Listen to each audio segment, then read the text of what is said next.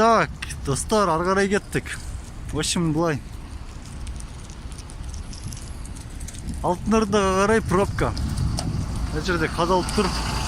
Жаңа миксер, бетонный мешалка. Разворот жасаймыз деді. На провод іліп кеттік, короче. Содан бер қарай да қазір затор болып қалуы мүмкін. И былай, ары қарай полный треліп тұр мына жақтан. Мына жерде температура тексеретін жігіттер тұр. В общем, полный затор. Ары жаққа қарай.